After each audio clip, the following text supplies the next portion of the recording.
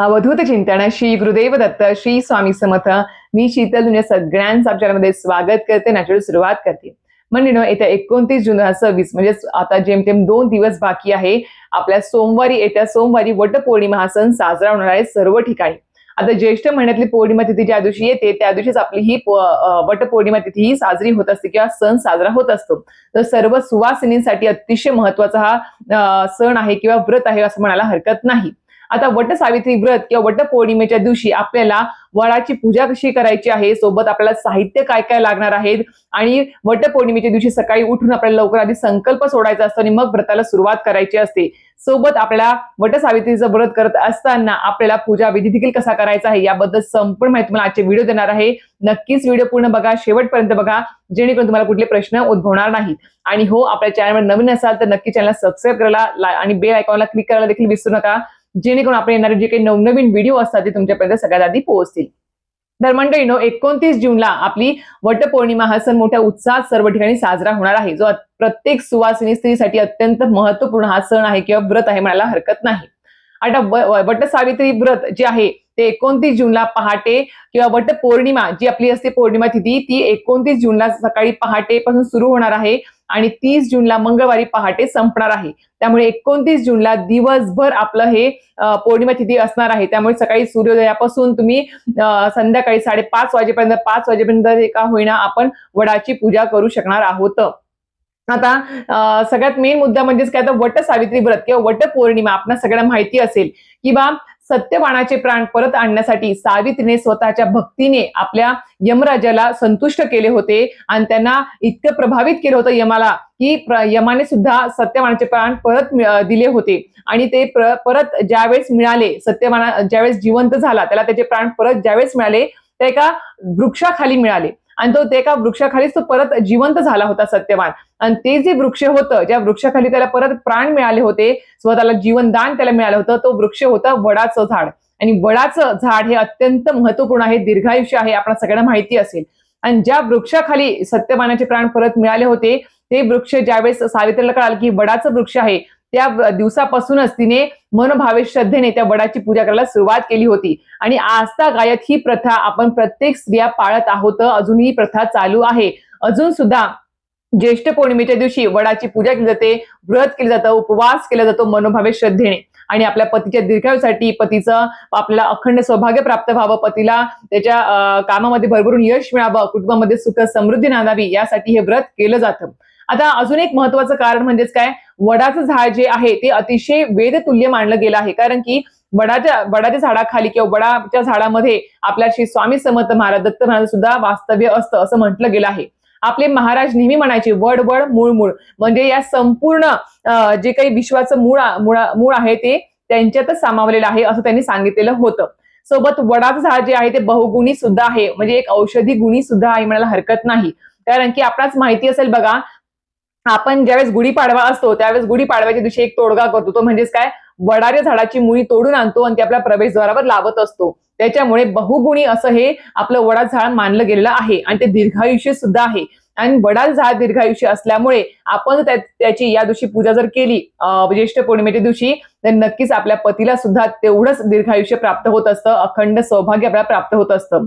आणि सांगायला गेलं तर आता वडाची पूजा करायला जायच्या अगोदर सकाळी सकाळी उठून आपल्याला संकल्प देखील सोडायचा आहे. आता वडाची पूजा करायला जायच्या अगोदर आपल्याला सगळ्यांना माहिती असेल की पौर्णिमा तिथी सुद्धा आहे, ज्येष्ठ पौर्णिमा ही सगळ्यात मोठ्याने प्रभावी तिथी आहे.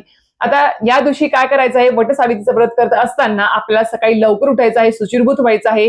सोबत आपल्याला काय करायचं आहे, आपलं घर स्वच्छ करून घ्यावं, सोबत आपलं जे उंबरा जो आहे प्रवेशद्वार आहे तो स्वच्छ करून घ्यायचा आहे, रांगोळी काढायची आहे, उंबऱ्यावर हळदीचं लेपन करायला विसरायचं नाही. ते झाल्यानंतर आपल्याला यायचं आहे, देवपूजा करायची आहे. घरातले जी काही आपली देवघर आहे, देवपूजा आहे ती आपल्याला करून घ्यायची आहे.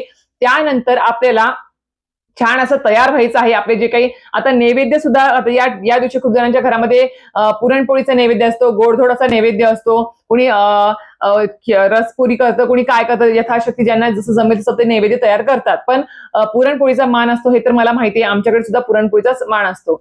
त्याच्यामुळे तो नैवेद्य वगैरे सुद्धा आपल्याला तयार करून घ्यायचा आहे. ते झाल्यानंतर आपल्याला संकल्प सोडायचा आहे. सकाळी सकाळीच आपली देवपूजा झाली की छान असं आपले जे काही पारंपरिक पोशाख आहेत, जी आपल्याला साडी घालायची आहे, जी आपली ठरवली आहे की जी आपल्याला साडी घालायची आहे, वडाची पूजा करताना हिरव्या बांगड्या असतील, आपले जे काही सौभाग्य अलंकार आहे. मी एकच सांगेल की वट पौर्णिमेच्या दिवशी तरी, भले इतर दिवशी नाही जमत तुम्हाला, पण वट पौर्णिमेच्या दिवशी तरी पूजा करायला जाताना किंवा दिवसभर तरी का होईना सर्व सौभाग्य अलंकार आपल्या अंगावरती असायला पाहिजेत. मग कपाळात टिकली असेल, हळद कुंकू असेल, भांगामध्ये आपलं कुंकू वगैरे असेल किंवा कानातले आहे, नाकात नथनी आहे, गळ्यातलं मंगळसूत्र आहे, हातात बांगड्या आहेत, सोबत पायामध्ये पैंजण आहेत, जोडवी आहेत. हे सर्व साडी वगैरे आपण जे काही साडी घालणार ती साडी असेल, गजरा असेल, हातावर मेहंदी असेल, हे सर्व सौभाग्य अलंकार आपण छान नटून थटून तयार व्हायचंय प्रत्येक सुवासिनी स्त्रियांनी. आणि त्यानंतर देवघरासमोर बसून आपला एक संकल्प सोडायचा आहे. संकल्प सोडत असताना आपल्याला काय करायचं आपल्याला सगळ्यांना माहिती असेल, धूप दीप लावायचा आणि समोर एक पाट घ्यायचं, पाटावर एक ताम्हण ठेवायचं, हातामध्ये पळीभर पाणी घ्यावं, त्यात हळद कुंकू अक्षता टाकायचे, एक फूल ठेवायचं आहे आणि त्यानंतर तुम्हाला तिथे संकल्प बोलायचा आहे. संकल्प कसा बोलायचा? पहिले स्वतःचं नाव सांगायचं, गोत्र सांगायचं. आता सांगायचं की सौभाग्यवती मी अशी तुमचं नाव सांगायचं, तुमचं गोत्र सांगायचं. त्यानंतर तुम्ही तुमचा जो काही संकल्प आहे, ज्यासाठी तुम्ही हे वटपौर्णिमेचं व्रत करत आहात, ते त्यामध्ये बोलायचं आहे. थोडक्यात मी तुम्हाला सांगते काय बोलायचं आहे. तर त्यामध्ये नाव गोत्र सांगितल्यानंतर तुम्हाला हातामध्ये पाणी तसंच ठेवायचं आणि म्हणायचं मम म्हणजे मला, मम अखंड सौभाग्य, पतीला दीर्घायुष्य, उत्तम आरोग्य, कुटुंबाच्या मंगल व लक्ष्मी प्राप्तीसाठी सावित्री व सत्यवान यांच्या स्मरणाने मी श्रद्धापूर्वक आज दिवसभर वट सावित्रीचं व्रत करीत आहे. हे व्रत माझ्याकडून निर्विघ्नपणे पार पडून घ्या किंवा करून घ्या. श्री स्वामी समर्थ महाराज असेल किंवा तुम्ही ज्या देवी देवतांना मानता त्यांचं नाव घ्यायचं. माझ्याकडून हे निर्विघ्नपणे कुठलीही चूक न होता हे माझ्याकडून व्रत पूर्ण होऊ द्या असं म्हणायचं आणि हे हातातलं पाणी जे ते ताम्हणात सोडून द्यायचं. त्यानंतर ते ताम्हणातलं पाणी जे आहे तुम्हाला तुळशीचं झाड सोडून इतर झाडांना तुम्हाला ते टाकायचं आहे. हे झालं तुमचं संकल्प. संकल्पयुक्त एखादं व्रत केलं तर ते नक्कीच 100% फळाला येतं म्हणजे येतच.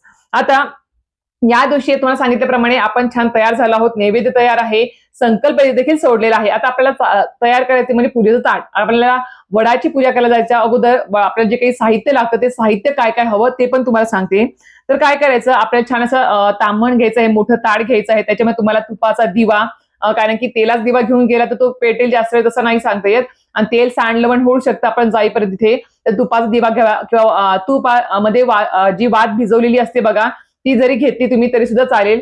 तर तुपाचा दिवा घ्यायचा आहे, सोबत तुम्हाला कापूर 2 वड्या घ्या, अगरबत्ती घ्यायची आहे, फुलं, हार आहे, आपला जो दोऱ्याचा बंडल असतो, कापसाच्या दोऱ्यापासून बनवलेला धागा निघाला असेल तो धागा असेल किंवा दोरा असेल बाजारातून आणला तो बंडल घ्यायचा आहे, फुलं घ्यायची आहेत, हार घ्यायचा आहे, सोबत आपल्याला 5 आंबे सुद्धा घ्यायचे आहेत. कोणाकोणाकडे प्रथा सुद्धा बघा जांभळं सुद्धा असतात काहींच्या पूजेमध्ये.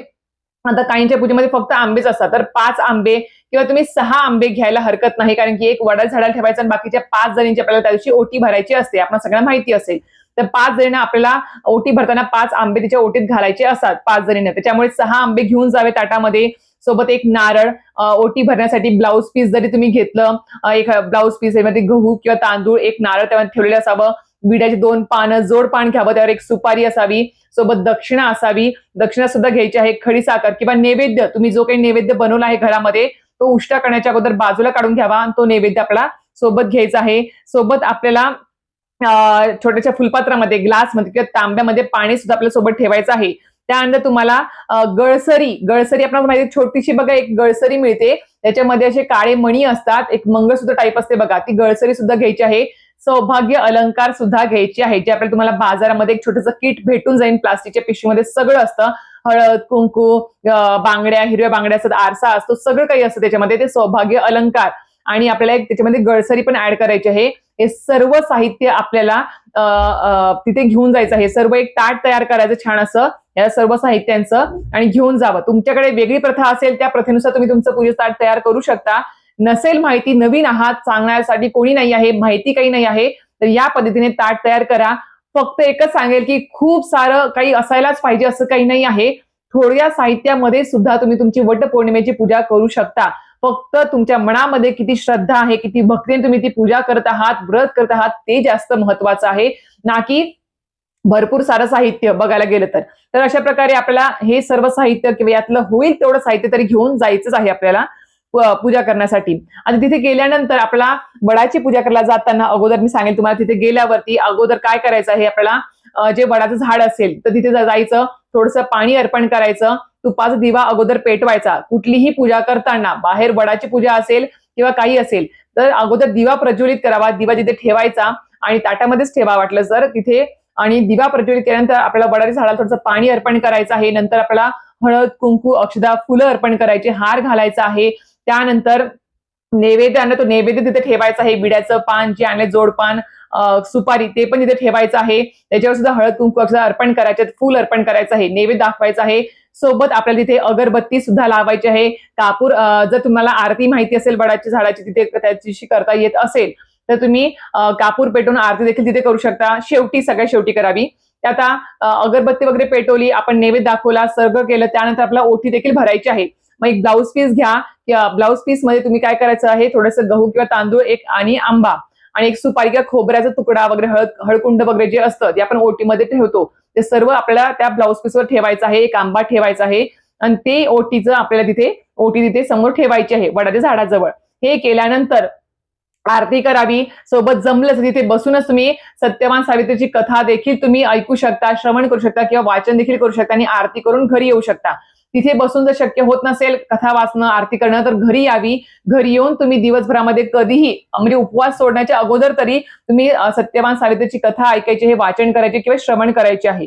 हे केल्यानंतर तुम्हाला तिथेच, आता वटपौर्णिमेला गेल्यावर भरपूर साऱ्या स्त्रिया तुम्हाला तिथे भेटणारच आहेत, तुमच्या मैत्रिणी असेल किंवा ओळखीच्या बायका असतील.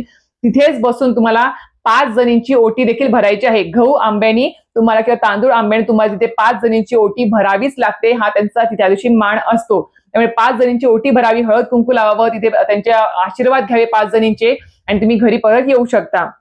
अशा प्रकारे काही जण या दिवशी काही वस्तूंचं दान देखील करतात. या वटपौर्णिमे दिवशी वस्तूंचं दान करण्याला सुद्धा खूप जास्त महत्व आहे. तर याविषयी मी काय वस्तू दान करावा याबद्दल मी तुम्हाला स्पेशल असा एक दुसरा व्हिडिओ करेल याच्यावरती. पण आज मी तुम्हाला सांगेल की बा या वस्तू, या दिवशी आपण वेगळ्या वस्तू देखील दान करू शकतो. वटपौर्णिमेच्या दिवशी स्त्रियांना सौभाग्य अलंकार देणे असेल किंवा आंब्याने ओटी भरणे असेल, गहू आणि आंब्याने, ते पण आपण या दिवशी करायचं असतं. आता हे झालं, हे सर्व तुम्हाला कळालं असेल की आपल्याला कसं वटसावित्रीचं व्रत करायचं आहे, संकल्प कसा करायचा आहे, पूजा साहित्य पण सांगितलेलं आहे आणि सोबत पूजा विधी सांगितलेला आहे. आणि अजून एक गोष्ट, नैवेद्य आणि ओटी, वडाची पूजा करताना ओटी वगैरे भरली, अगरबत्ती वगैरे सगळं लावून झालं, तिथे मनापासून श्रद्धेने आपल्याला प्रार्थना करायची आहे. आणि जो काही आपण सौभाग्य अलंकार देखील आणले होते आपल्या ताटामध्ये, तर सौभाग्य अलंकार देखील तिथे ठेवायचे आहेत आपल्याला. सगळ्या गळसरी असेल, बांगड्या, जे काही आपल्याला असेल किट वगैरे तिथे ठेवायचे वडाच्या झाडाजवळ. त्यानंतर जे आपला बंडल आहे दोऱ्याचा, कापसाचा दोरा असतो किंवा रीळ असेल आपले, जे काही असेल, त्याने आपल्याला वडाच्या झाडाला प्रदक्षिणा घालायच्या आहेत. प्रदक्षिणा घालताना मनामध्ये फक्त मंत्र जापच करावा किंवा वडाची प्रार्थनाच करावी. एकतर ओम नमो भगवते वासुदेवाय तुम्ही प्रार्थना करू शकता किंवा तुम्ही श्री स्वामी समर्थ म्हणून जरी तुम्ही प्रदक्षिणा घातल्या तरी सुद्धा चालणार आहे. कारण की वडाच्या झाडाखाली किंवा वडामध्ये स्वामी समर्थ महाराज सुद्धा वास्तव्य आहे, हे आपणास सांगितलं आहे सुरुवातीला. तर तुम्ही 7 प्रदक्षिणा घाला किंवा 108 प्रदक्षिणा घाला, पण आपल्याला यथाशक्ती प्रदक्षिणा घालायच्या आहेत. बघायला की तर 7 जन्मासाठी आपण 7 फेऱ्या घालत असतो, त्यामुळे 7 फेऱ्या आवर्जून घालाव्या. आणि फेरी घातल्यानंतर म्हणजे 7 वेळेस आपण प्रदक्षिणा घालून दोरा गुंडाळून झाला की तो जो बंडल आहे तो मध्येच तोडायचा नाही, तो बंडल तसाच गुंडाळून तिथे अडकवून द्यायचा, तिथेच ठेवून द्यायचा आहे. धागा तोडायचा नाही. ही एक चूक चुकूनही करू नका. मागे मी एका व्हिडिओमध्ये सांगितलेलं आहे काय चुका करायच्या आहेत, टाळायच्या आहेत, त्यामध्ये ही चूक सांगितलेली आहे. खूप जणी करतात, धागा तोडतात आणि बंडल घरी घेऊन येतात. तर काही एक 5-10 रुपयाचा बंडल असतो, जास्त काही महाग नसतो, त्याच्यामुळे तो धागा गुंडाळला 7 वेळेस प्रदक्षिणा घालून, तो धागाचा बंडल तिथेच ठेवून द्यायचा, परत घरी आणू नका. तर अशा प्रकारे सर्व सांगितलेलं आहे. फक्त एकच सांगेल की वडाची पूजा करताना मनोभावे श्रद्धेने या दिवशी प्रार्थना वडाची करा की माझ्या पतीला दीर्घायुष्य लाभू दे, अखंड सौभाग्य प्राप्त होऊ दे, कुटुंबाचं कल्याण आणि कुटुंबामध्ये सुख समृद्धी नांदू दे, अशा प्रकारे आशीर्वाद मागावा. आणि मनोभावे श्रद्धेने दिवसभर आपण आपला उपवास असेल, व्रत असेल, ते आपला पूर्ण करायचं आहे. आता दिवसभरामध्ये कुठल्याही प्रकारचे अपशब्द वापरले जाणार नाही, घरामध्ये भांडण होणार नाही, सोबत आपण इतर कुठे कारणाने काही गोष्टी घडणार नाहीत घरात, याची काळजी घ्यायची आहे. आणि सोबतच आपल्याला जे काही व्रत आहे, आता तुम्हाला माहिती आहे की वटपौर्णिमेचा उपवास विविध भागाप्रमाणे कोणी संध्याकाळी सोडतं, कोणी वडाची पूजा करून आल्यावर दुपारी सोडतं उपवास, कोणी दुसऱ्या दिवशी सोडतं. तर यथाशक्ती तुमच्याकडे जी पद्धत आहे किंवा परंपरा आहे त्या पद्धतीने तुम्ही तो उपवास सोडू शकता. अशा प्रकारे संपूर्ण माहिती सांगितलेली आहे. व्हिडिओ इथेच थांबवते. व्हिडिओ आवडला असेल तर नक्कीच व्हिडिओ लाईक, शेअर, सबस्क्राईब करायला विसरू नका. श्री स्वामी समर्थ.